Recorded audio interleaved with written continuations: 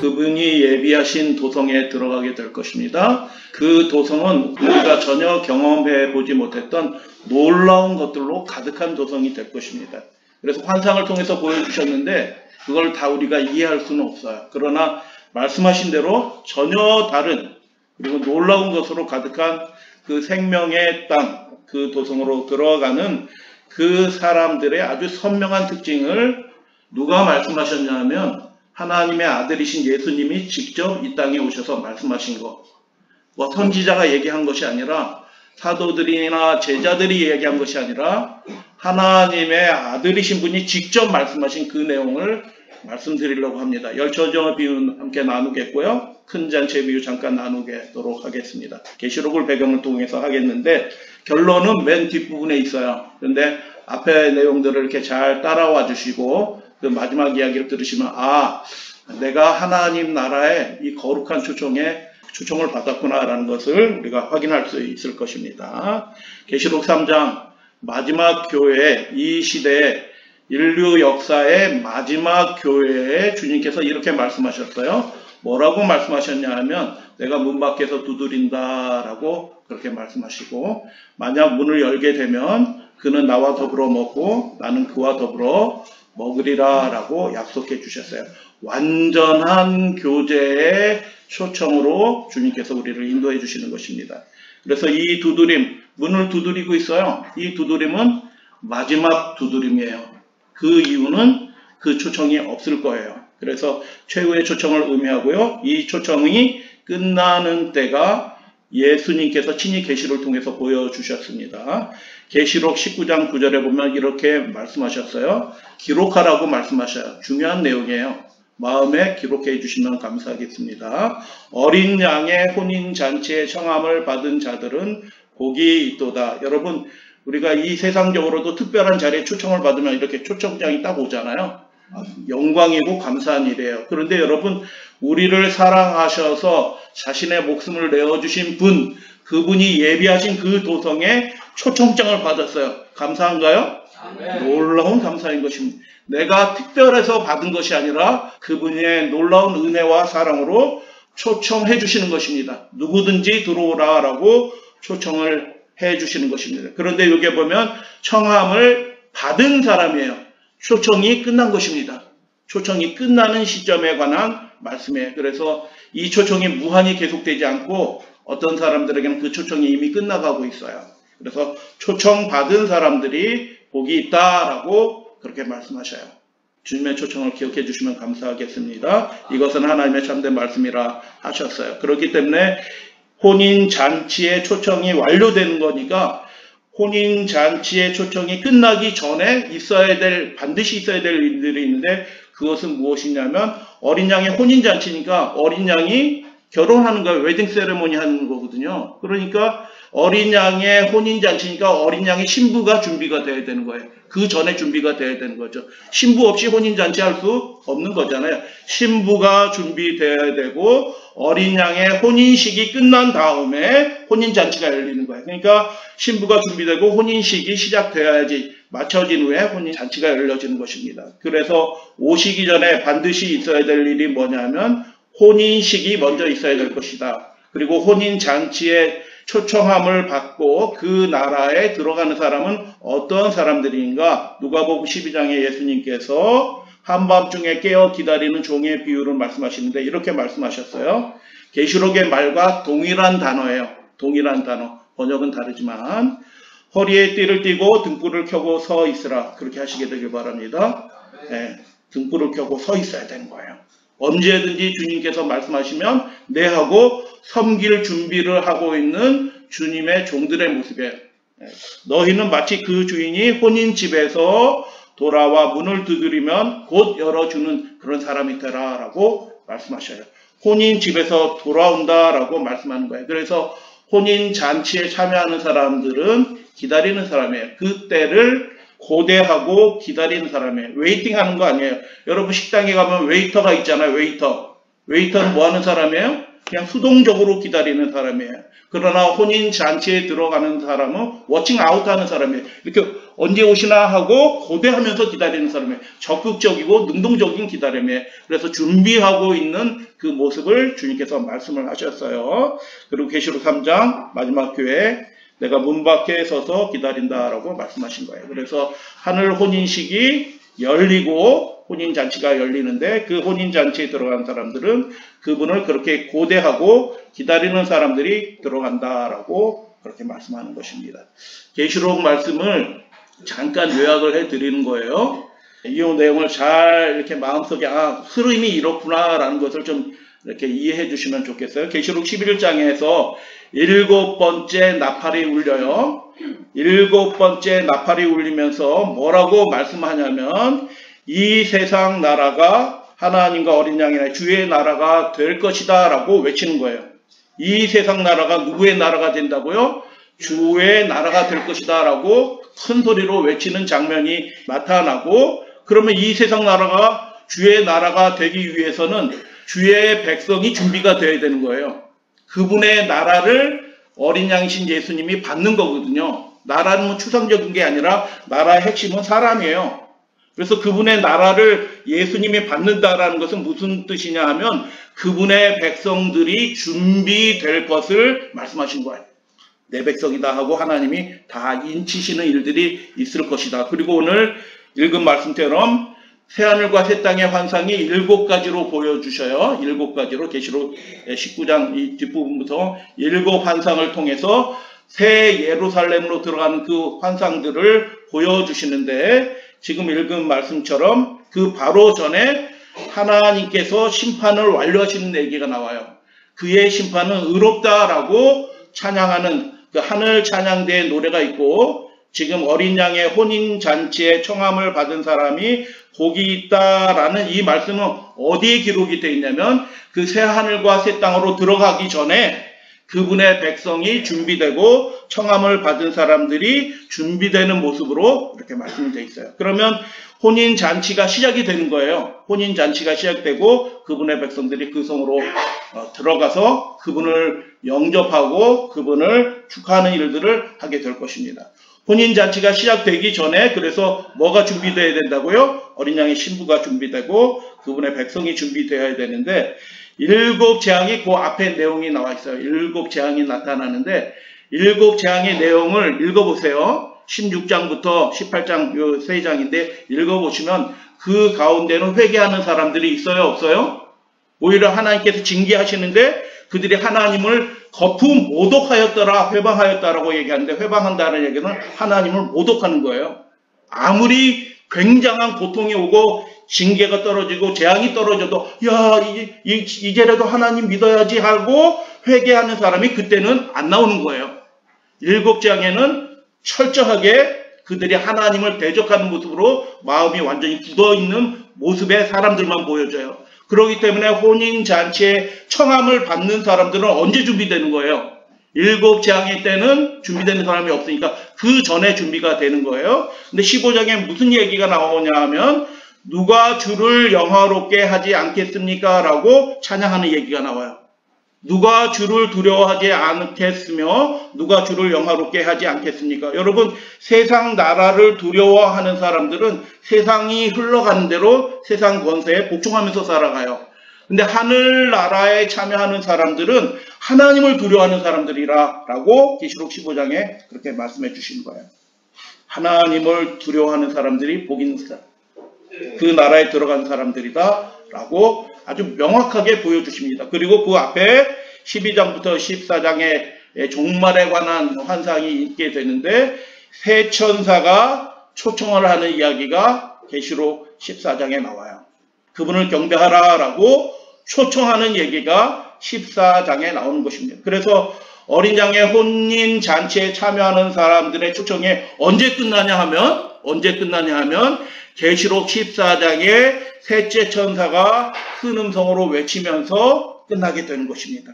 그 이후로는 아무도 회개할 수 없는 형편에 의인과 악인이 완전히 구분되는 그런 상태에서 하나님의 백성들이 준비된 상태에서 그 환난을 통과하고 어린 양의 혼인잔치에 참여하게 될 것이다 라는 것입니다. 그래서 혼인식이 지금 벌어지고 있어요. 영적인 혼인시기에 지금 하늘에서 예수님이 대제사장이신 예수님이 하나님 앞에서 혼인시기를 하고 있는 시점이에요. 그렇기 때문에 우리가 영적으로 예수님과 함께 그리로 들어간 사람들이 준비된 사람이에요. 네, 그렇습니다. 그래서 초청이 언제 끝나냐면 지금 각 사람에게 주어진 초청이 끝나고 있어요. 그 초청이 끝나는 것에 관한 이야기를 예수님이 아주 흥미로운 이야기로 그림으로 보여주셨는데 열처녀의 비유입니다. 열처녀의 비유가 이렇게 돼 있어요. 그때 천국은 마치 등을 들고 신랑을 누구를 맞으러 간다고요? 신랑은 누구셔요? 예수님이셔요. 예수님이 지금 어디에 계셔요? 하늘에 계셔요. 그래서 믿음의 눈으로 보이지는 않지만 예수님과 함께 하나님 앞으로 나아가는 사람들이 신랑을 맞는 사람들이에요. 신랑을 맞는 사람. 근데 열처녀, 하나님을 믿노라라고 하는 열처녀, 모든 사람들이 다 준비하고 있어요. 나름대로 준비하고 있었는데 5명은 미련하고 5명은 슬기 있는 자라라고 말씀하고 그들이 신랑이 조금 더디우니까 어떻게 해요? 등을 가지고 있다 다 졸며 자고 있었는데 그때 밤중에서 소리가 나서 이렇게 큰 소리로 외치는 것입니다. 보라 신랑이로다 맞으러 나오라 라고 외치는 소리가 마지막 초청의 모습이에요. 마지막 초청의 모습인 것입니다. 그래서 처녀들이 다 일어나서 신랑을 맞으러 가는데 기름이 없어서 등불이 꺼져가는 처녀가 있었고 기름을 준비하고 등과 함께 나아간 처녀들이 그 잔치에 들어간다라고 주님께서 그렇게 말씀하셨어요. 이 열처녀의 비유를 간단하게 이렇게 요약을 하면 이렇게 되겠습니다. 하나님을 믿는 사람들이 다 준비하고 있어요. 교단과 상관이 없어요. 다 준비하고 있다. 열처녀. 어리석은 처녀도 있고 슬기로운 처녀도 있는데 다 함께 기다리고 있어요. 그래서 그들이 함께 있어요. 함께 있는데 나중에 모습을 보면 그들이 어떻게 해요? 신랑 집 안에 들어가 있는 5 처녀가 있고 신랑 집 문 밖에 잔치하는 집 그 문 밖에 있는 5 처녀로 구분이 돼요. 다시 말씀을 드려요. 처음에는 같이 있어요. 열처녀가 같이 있어요. 같이 있는데 나중에 보면은 신랑 그 잔치집 안에 들어간 5 처녀와 잔치집 문 밖에 있는 5 처녀로 구분이 된다. 따로 있게 된다라는 것입니다. 어떻게 따로 있게 되냐 하면 이 외침에 의해서 따로 있게 되는 것입니다. 무슨 외침?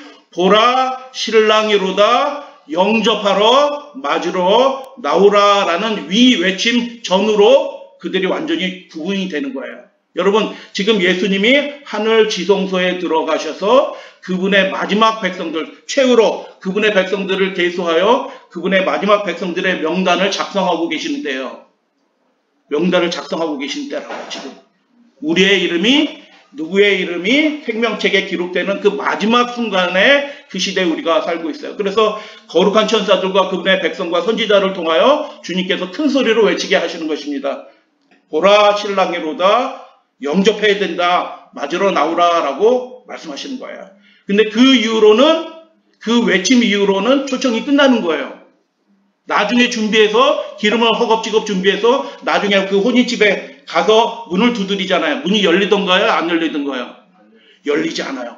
그때 학생 시절 때 이 말씀 들으면서 야 냉정하다. 야 이렇게 냉정하냐? 열어주면 좀 어떻다고 이렇게 생각이 되는데 이제 그 문화와 풍습을 알게 된 이후로는 이게 완전히 다르게 이해가 됐어요. 하여튼 문이 닫힌 다음에 다시 열리지 않아요. 이 말씀은 무슨 뜻이냐면 그 사람들이 하늘의 적합한 품성과 믿음을 회복할 수 있는 기회가 더 이상 주어지지 않는다라는 거예요. 그래서 7 대접 재앙에 떨어질 때 그들이 오히려 하나님을 회방하는 사람이 되는 것처럼 그들이 더 이상 회개할 수 없는 사람이 된다라는 것을 의미하는 것입니다. 초청은 끝나는 거예요. 언제 끝난다고요? 보라 신랑이로다 맞으러 나오라 라고 말씀하실 때 초청이 끝나요. 그 때가 어느 때냐? 지금인 거예요. 엄숙한 때예요. 두려운 때예요.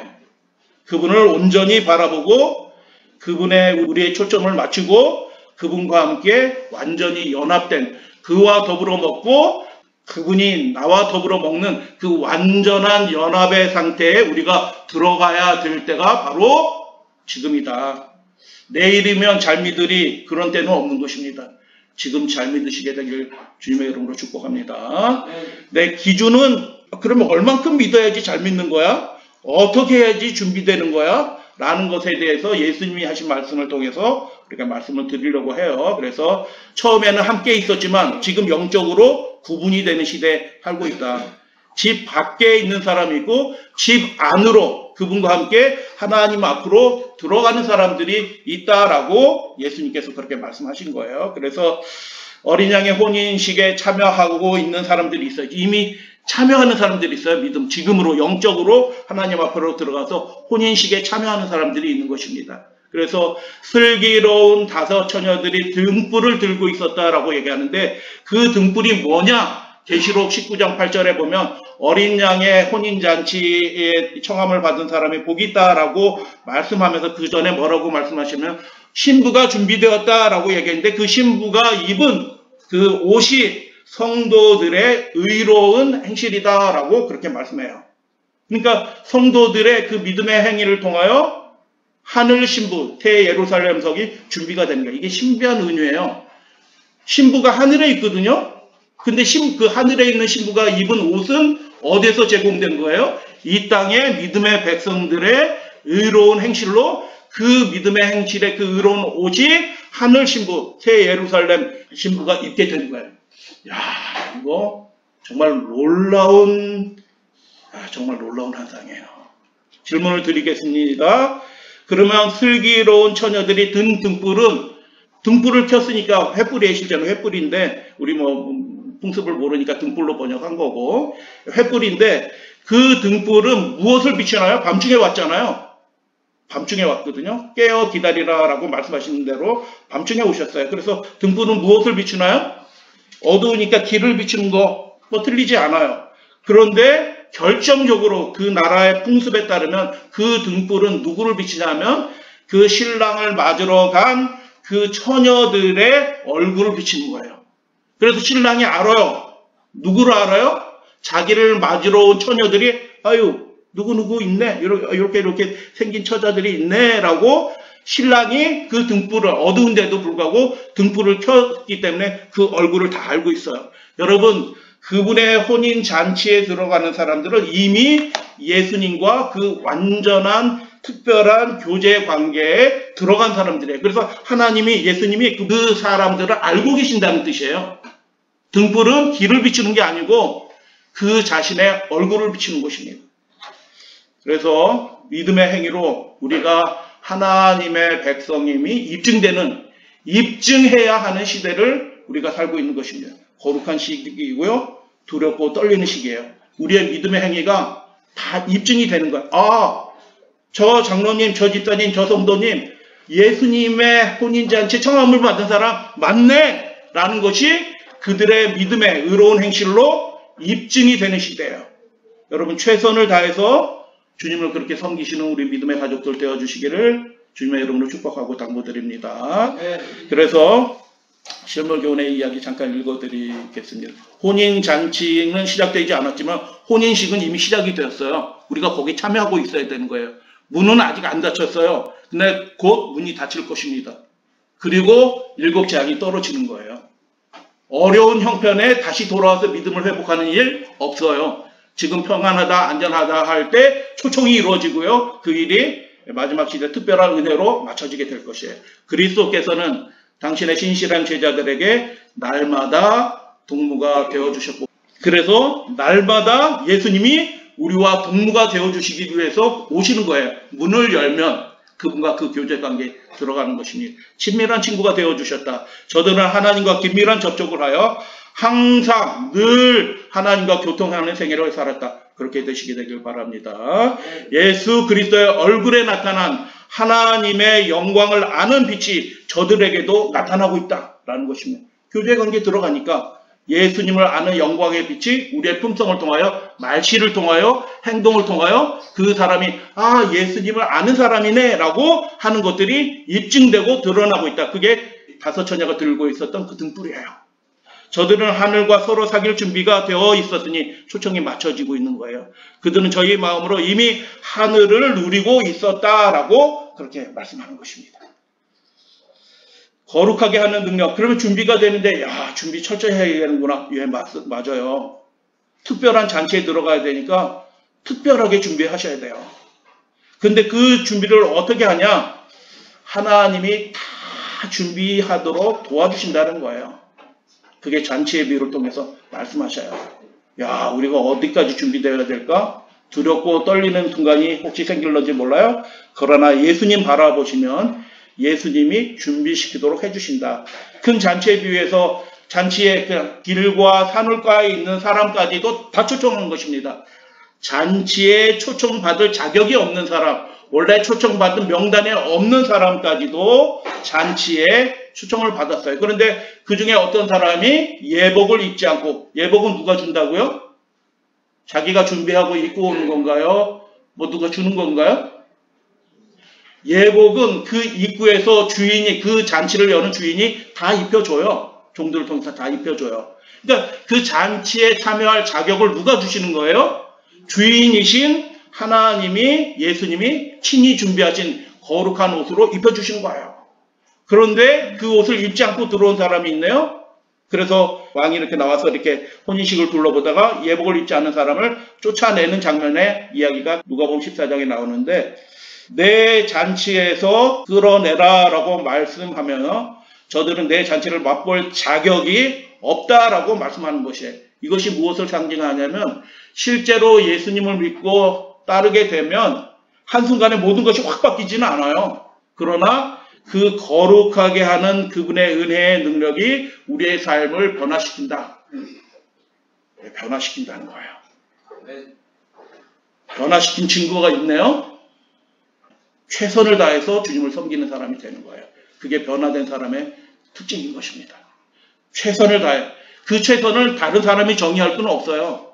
어떤 분들은 저 뒷자리에 앉아서 예배 드리는 것이 그게 최선일 수도 있어요. 그 최선은 누가 판단할 수는 없어요. 하나님만 판단하셔요. 그러나 하나님의 그 변화시키는 은혜의 능력을, 십자가를 바라보면서 경험하고 받아들인 사람들은 준비되고 최선을 다해서 주님을 섬기는 사람이 된다.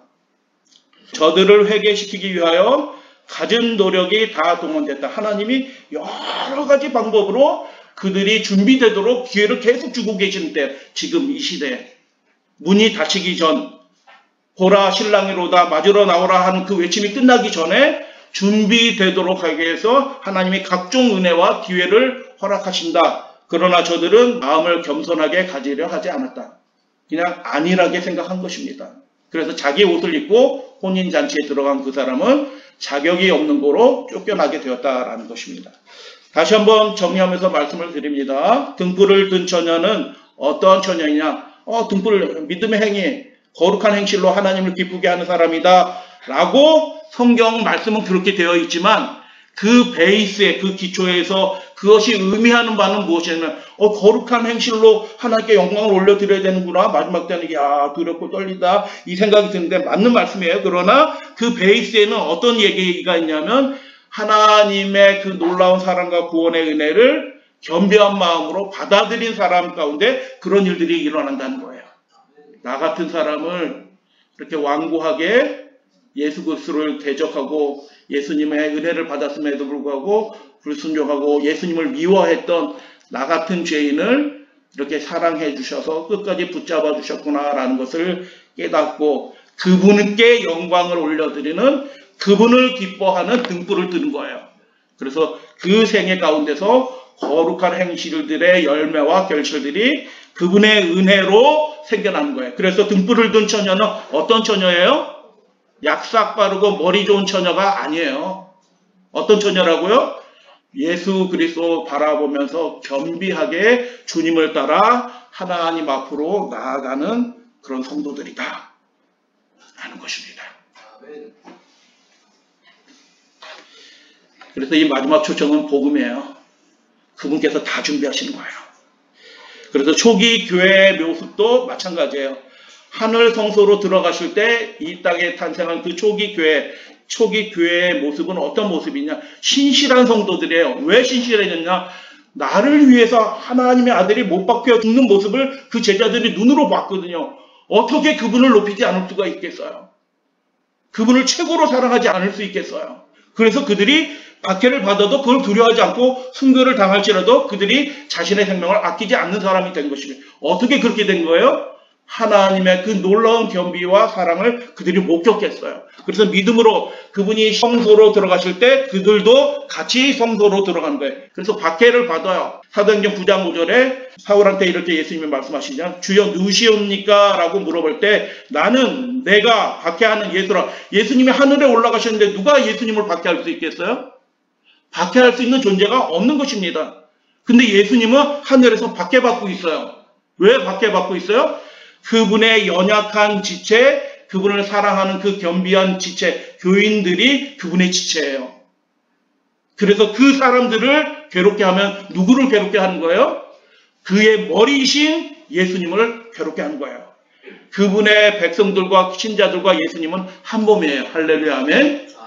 그래서 여러분 기도 안 하셔도 돼요, 사실은. 왜 기도 안 하셔도 되냐면 저희들 속에서 기도의 영이 하나님 이렇게 부르짖으면 이미 하나님이 그걸 다 듣고 계셔요. 이미 아셔요. 행위적인 기도 얘기하는 거고 기도하지 말라는 뜻은 아니에요. 우리 마음속으로 이렇게 올려드리는 기도들이 다 있어요. 그래서 즉시로 예수님이 알고 돕는 천사를 보내셔서 그들을 구원하시고 도와주시는 거예요. 그 일들이 계속 이루어지고 이 마지막 시대는 그 일들이 맞춰지는 시대에 우리가 살고 있다. 그래서 이 마지막 시대의 백성들도 어떤 백성들이냐면 박해를 두려워하지 않는 그분의 잔치에 들어간 사람들 모습이 된다라고 말씀을 드리는 거예요. 마태복음 18장 18절 정말 은혜로운 말씀이에요. 정말 은혜로운 말씀이에요. 예수님이 미리 말씀해 주신 거예요. 무엇이든지 너희가 땅에서 매면 하늘에서도 매일 것이요 무엇이든지 땅에서 풀면 하늘에서도 풀리리라. 우리들이 결정하는 일들을 하늘에서 추인한다는 거예요. 같이 움직여요. 이 땅의 일들과 하늘에서 일들이 같이 움직여요. 예수님이 같이 움직이셔요. 이야, 이거 얼마나 놀라운 일인가요? 하늘이 명령해서 우리가 따르는 것이 아니라 우리가 예수의 마음으로 어떤 것을 결정하면 하늘에서 그것을 돕기 위해서 하늘도 그렇게 하면서 도장 예스 하면서 도장 찍어주시고 그 일을 도와주시겠다라는 예수님의 약속인 것입니다. 여러분, 그래서 하늘 혼인 잔치가 시작될 때가 거의 되었어요. 그런데 그들의 모습은 의로운 행실이에요. 완전히 준비된 모습이에요. 이 세상의 염려와 걱정은 다 내려놓고 하나님께만 충성되는 그 모습으로 예수님이 말씀하셨고 환상을 통해서 그렇게 보여주셨어요. 걱정됩니다. 여러분, 계시록 읽어보시면 걱정돼야지 정상이에요. 계시록 읽어보세요. 짐승의 표를 받지 않는 유일한 방법이 있어요. 제가 나중에 뭐 말씀드릴 기회가 있겠는데 짐승의 표를 받지 않고 하나님의 인을 받는 유일한 방법은 뭐냐면 예수 그리스도 죽임을 당하신 어린 양의 그 믿음에 참여하는 사람이에요. 순교자의 믿음을 가져야지 하나님의 인을 받고 짐승의 표를 안 받는 거예요. 세상 일에 타협하기 시작하면 그 대열에 참여하지 못할 것이다 라고 예수님이 보여주신 거예요. 예수 믿으면 다 구원받아. 여러분, 그건 거짓말이에요. 거짓말이라고요. 예수님은 그렇게 보여주지 않으셨어요. 어린 양의 믿음, 순교자의 믿음을 가지셔야지 구원을 얻게 될 것입니다. 근데 그 믿음을 어떻게 갖게 되냐? 하나님이 준비해 주신다는 거예요. 어떤 사람에게 준비해 주시냐? 겸비한 사람, 나 같은 사람을 예수님이 만나주셨지. 나를 포기하지 않으셨구나. 끝까지 사랑하여 주시고 인도해 주셨구나 라는 것을 깨닫게 되는 그 사람에게 그런 믿음도 선물로 주시는 것입니다. 그래서 여러분, 이제 정리하는 말씀이에요. 정리하는 말씀. 그 어린 양의 혼인 잔치에 참여하는 사람들의 그 결정적인 모습을 예수님이 큰 잔치의 비유를 통해서 보여주셨어요. 잘 들으시면 여러분에게 축복이 되고 자녀들에게도 축복이 되고 주변 사람들에게도 축복이 될 거예요. 먼저 초청받은 사람들은 거절해요. 밥 샀는데요? 소 샀는데요? 나 장가 들었는데요? 하면서 그 거룩하신 분의 초청을 하찮은 것으로 거절해요. 그때 그분이 어떻게 해요? 그 주인이, 집 주인이 노합니다. 여러분, 하나님의 초청이 그냥 오세요라고 하는 초청이 아니라 하나님의 아들 독생자 예수 그리스도의 보혈의 피를 흘려서 그 값으로 우리를 은혜로 초청해 주시는 거예요. 할렐루야, 아멘. 그것을 아무것도 아닌 것처럼, 아니 나 세상 일을 하러 이번 주는 바빠서, 목사님 이해하세요? 저한테 그렇게 전화해 주시는 분들이 계셔요. 다른 게 있을 때, 목사님 이해하세요? 저거 이번에는 못 가요. 그리고 어디 뭐 이 세상으로 가는 거예요. 그럼 제가 예 알았어요 라고 제가 대답할까요? 여러분, 그거는 제 일이 아니에요. 제가 대답 안 합니다. 네 알겠습니다. 제가 대답 안 해요. 운명이 갈라지고 있어요. 지금 초청이 끝나가고 있는 시대인데 제가 문 밖으로 나갈래요? 라고 하는데 그러세요? 라고 제가 어떻게 대답하겠어요? 집 주인이 노하였다라고 예수님이 말씀하셔요. 그 초청을 하찮게 여기는 사람들을 대하여 주님이 분노하시는 거예요. 그러면 그 초청을 받아들이고 그 아름다운 생명의 땅, 죽음이 취소된 그 땅으로 들어가는 사람들은 어떤 모습인가? 2번에 걸쳐서 거푸 말씀하신 거예요. 빨리 그 종들을 다시 보내십니다. 시내와 거리와 골목으로 나가서 먼저 초청받은 사람들이 아니에요. 가난한 자들과 몸 불편한 자들과 맹인들과 저는 자들을 데려와라 라고 얘기하는 거예요. 이 사람들은 잔치에 합당하지 않은 사람들이에요. 자격이 없었던 사람이에요. 근데 이 거룩한 분의 왕의 혼인 잔치에 참여하게 되니까 너무너무 황송한 초청을 받는 거예요. 야, 나 같은 사람이 그 잔치에 들어가도 되나? 라고 하면서 감사로 그 초청을 받아들이고 그 자리에 참여하는 사람이에요. 그러니까 입구에서 예복 입으세요 라고 줄 때 그 예복을 어이구 감사합니다 하고 정말 감사로 받아들인 사람이 되는 거예요. 자리가 비었습니다 라고 얘기하니까 다시 종을 또 보내서 이렇게 말씀합니다. 길과 산울타리가로 가서 사람들을 강권하여 데려다가 내 집을 찾아라. 여러분, 이 종말의 때는 사람들이 준비되지 않다고 연기되지 않아요. 예수님이 그렇게 말씀하신 거예요. 혼인잔치의 시간이 연기되지가 않아요. 정해진 그 연월 시에 딱 벌어지게 될 것입니다. 하나님이 그렇게 하셔요. 잔치가 연기되지 않고 다른 사람들이 준비되는 거예요. 근데 길과 산울타리에 있는 사람들은 어떤 사람이라고요? 문둥병 걸린 사람들이에요. 그 공동체에 함께 살 수 없어서 쫓겨난 사람들이에요. 마을로 들어올 수 없는 사람들이었어요. 근데 그 사람들조차도 그렇게 흉악한 죄인이라 할지라도 하나님 나라에 들어가는데 그 자격을 받을 수 있다 없다? 충분하고 완전한 자격을 받을 수 있다라는 것입니다. 그래서 강권하라고 그렇게 말씀해요. 왜 강권하라고 얘기할까요? 아이 가기 싫어요 하는데 아이 가자고요. 우리 전도할 때 그렇게 하잖아요. 가자고요. 내가 5번 맛있는 거 사줄게. 가자고. 이렇게 해서 그게 강권하여일까요? 아니에요. 말씀을 잘못 읽으신 거예요. 뭐 저도 잘못 읽었어요. 그 문화 풍습을 모르니까. 강권하는 그 이야기가 무슨 뜻인가?